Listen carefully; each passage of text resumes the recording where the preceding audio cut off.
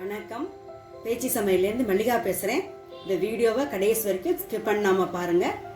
பாரம்பரியமான கொள்ளு துவையல் பார்க்க போகிறோம். வாங்க வீடியோக்குள்ளே போகலாம்.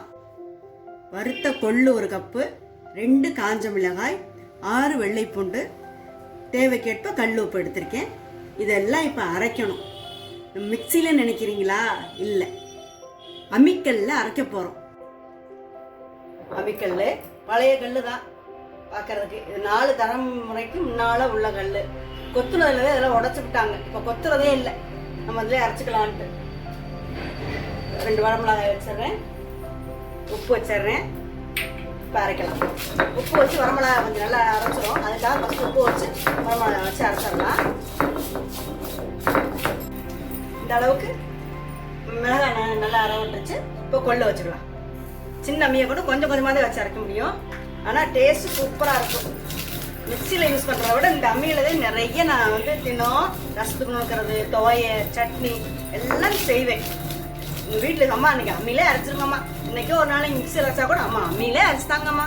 எங்கள் வீட்டுக்காரும் கேட்பாங்க, பிள்ளைங்களும் கேட்பாங்க. அரைக்கிறப்பவே வாசமாக இருக்குது, கொள்ளு வாசம். நல்லா நைஸாக ஆட்டிடுச்சு. நமக்கு உடம்புக்கு நல்ல எக்ஸசைஸ், டேஸ்ட்டும் சூப்பராக இருக்கும். கொஞ்சம் நேரம் இருந்தால் கூட கெட்டு போகிறதில்ல. மிக்சியில் அரைச்சதை விட இது கொஞ்சம் 2-3 நேரம் வச்சா நமக்கு நல்லா இருக்குது. இப்போ வலிச்சிடலாம். மீதி உள்ள கொள்ளையும் அரைச்சிட்டு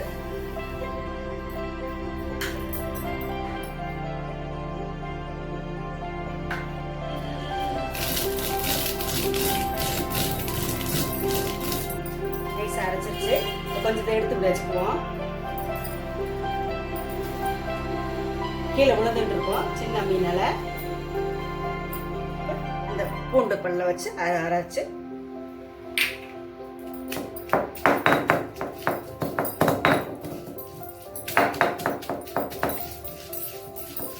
பூண்டு வச்சோன்னு நல்ல மனம். கொள்ளுக்கும் இந்த பூண்டுக்கும் நல்ல மனமா இருக்கு. இப்போ பூண்டு நல்லா அரைச்சிருச்சு. இப்போ வலிச்சிடலாம்.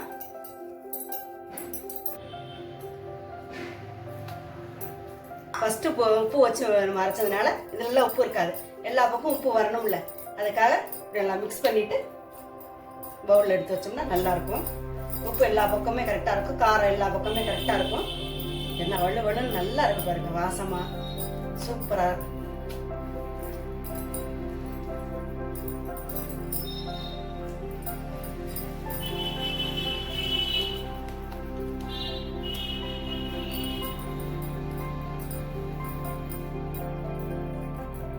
பாரம்பரியமான கொள்ளு துவையல் ரெடி ஆயிடுச்சு. கொள்ளு சாப்பிட்றதுனால நிறைய நன்மைகள் இருக்கு. குழந்தை பிறந்திருக்க தாய்க்கு பத்திய சோறு போடுவாங்க, அப்ப இந்த கொள்ளு துவையல் அரைச்சு கொடுப்பாங்க. இந்த மாதிரி துவையல் அரைச்சு கொடுப்பாங்க. டயட் இருக்காங்க, உடம்பு குறையணும் அப்படிங்கிறவங்களாம் இந்த கொள்ளு சாப்பிடுவாங்க. கொள்ளு நிறைய சேர்த்துக்குவாங்க. இப்போ கொள்ளை பத்தி நிறைய சொல்லிக்கிட்டே போகலாம்.